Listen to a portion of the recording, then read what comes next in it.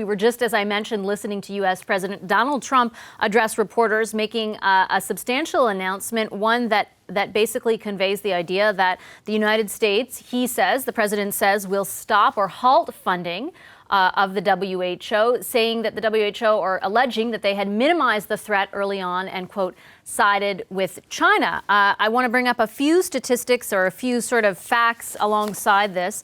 The WHO has received a lot of criticism over the years, especially where China is concerned. It has fought the inclusion of Taiwan, for example, on the advice of China in a number of matters that the WHO addresses. It has also received some criticism in the Canadian context. On this program, for example, last evening, Alberta Premier Jason Kenney leveled some criticism against Dr. Theresa Tam, the Chief Public Health Officer of this country, saying that she was repeating talking points of the People's Republic of China when she said early on in all of this, back in January, that there was little evidence of human-to-human transmission. That is something that China was saying at the time. The president, however, did praise China quite a bit in the early days, particularly in January. He tweeted, for example, China has been working very hard to contain the coronavirus. It will all work out well. That's what he said at the time. He also has talked about defunding. He wanted to cut funding to the WHO in half back in February. So the concept is not new, though the reasons put forth as they relate to the pandemic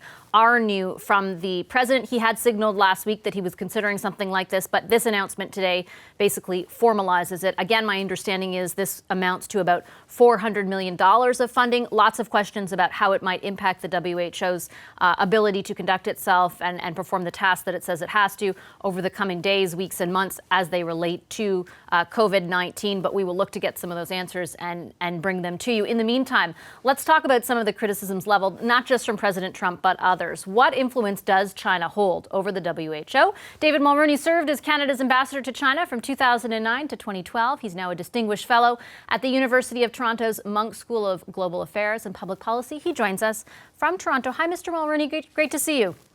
Good to see you, Vashi. I appreciate you making time for us. Let's just start off there. We had intended to talk to you in more general terms about some of the criticisms of the WHO where they pertain to China.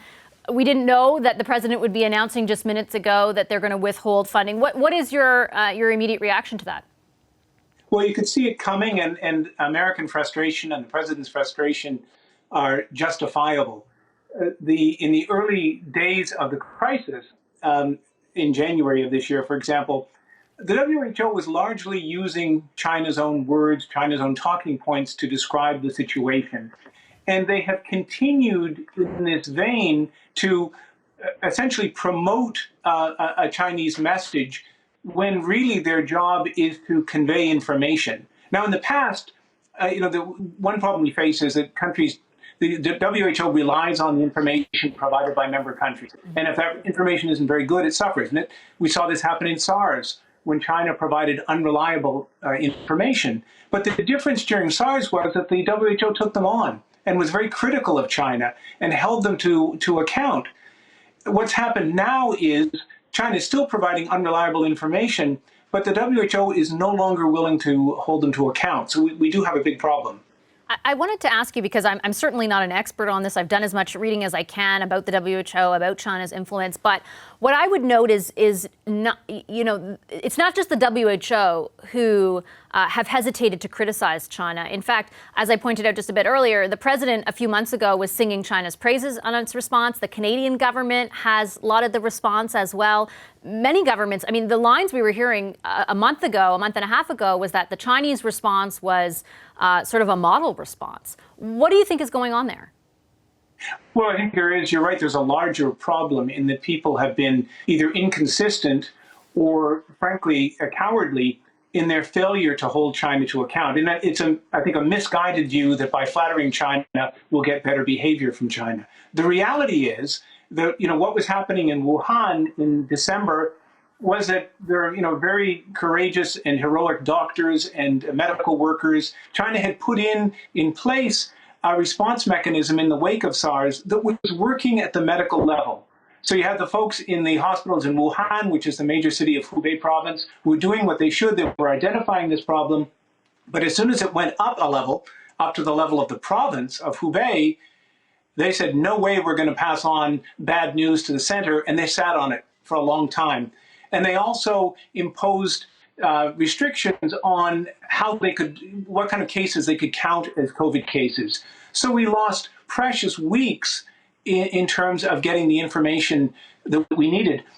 This is a health problem. It's a WHO problem, but it's also baked into the Chinese system. Because again and again, think of the tainted milk scandal before the Olympics, when local officials wouldn't tell the center that milk had been contaminated and babies were dying. Think of the shoddy construction that killed people in the earthquake in Tibet. You go all the way back into the late 1950s when millions starved because local officials didn't provide reliable information.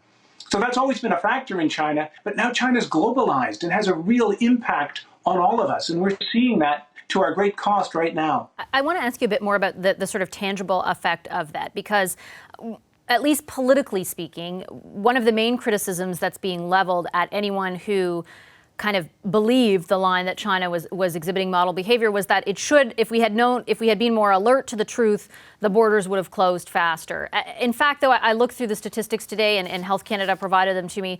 Only 10 cases of COVID-19 in Canada are from people who have traveled from China. At the same time, we know, we had the Minister of Procurement on earlier talking about the immense challenge China has created when it comes to supply chains and procuring things. So from your perspective, what do you think the tangible impact in this country of not getting a full picture of China's behavior in all of this has been? Well, first of all, there's the impact of not getting essential information, not being able to make policy on the basis of facts. And then there's the larger problem that you point to of our supply chains depending so heavily on China. Now, in the event of a national emergency, you've got to have centralized control of critical materials. Even within NATO, the North Atlantic Treaty Organization, they've been talking about things like national resilience. So one of the things that this crisis is showing us is that Canada and other countries just don't have that kind of national resilience, and we depend on partners like China who are not entirely reliable. What do you think the lesson from that is? I just anecdotally speaking, there's a big conversation, I think, that has resulted from everything we've witnessed insofar as people are certainly looking domestically now at what the capabilities, whether it be manufacturing or along those supply chains are. What do you think the lessons of the experience of the last 3 months should be? Well, I think there are lessons on two levels. So one is at the level of healthcare. We should have learned this lesson after SARS. And as I was saying, at least some of the mechanism was in place in China, but it wasn't allowed to operate fully and as accurately as it should. So we have a problem there. I don't necessarily believe that simply suspending funding for the WHO is going to do the trick. I think we need to hold the WHO and China accountable. We need the World Health Organization because we live in a globalized society where people leave Wuhan one day and they're in Vancouver or Toronto the next. We're globalized, and we need some kind of reliable health system, and we clearly don't have that quite right. But the larger problem for Canada is not just a health problem or even a China problem, it's a global problem, because China is much more influential in global bodies like the WHO, like the UN, bodies that we really depend on as a middle power and that we help to create. And as those are skewed by China's influence and in some respects corrupted. We've seen some of this, for example, when the UN tries to look at things like human rights or rule of law, and it does so in partnership with China. You know what the result is going to be. So we're going into a world where the United States is acting much more unilaterally, but where the multilateral world that we used to depend on is also a lot less reliable. And we've got to do hard thinking that I don't see us doing right now. What does that line of accountability look like? If rather than totally withhold funding, let's say that the objective is to hold the WHO, to hold China to account, what does that look like? Well, one approach might be to say that the United States and its allies, Canada included, but a broad coalition of countries, are going to impose and maintain travel restrictions on countries that have proved unreliable when it comes to providing statistics. And only after they have shown their reliability and only after they've dealt with some of the problems that impede the accurate reporting of health problems, will we open that? China is susceptible to pressure like that. China is also susceptible to broadly based criticism from a coalition of countries, not just the United States, because as we've seen, they've turned that into a Sino-American kind of squabble. But because our own system is breaking down, the United States is more unilateral, everyone is tending to go it alone, we're not capable of mounting that response. And it's absolutely essential for a crisis like this.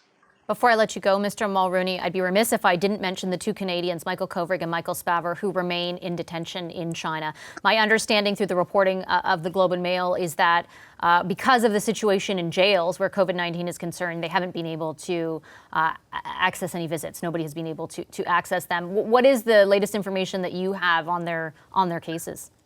Well, I'm going on the basis of the same information. And, you know, this is remarkably cruel on the part of China.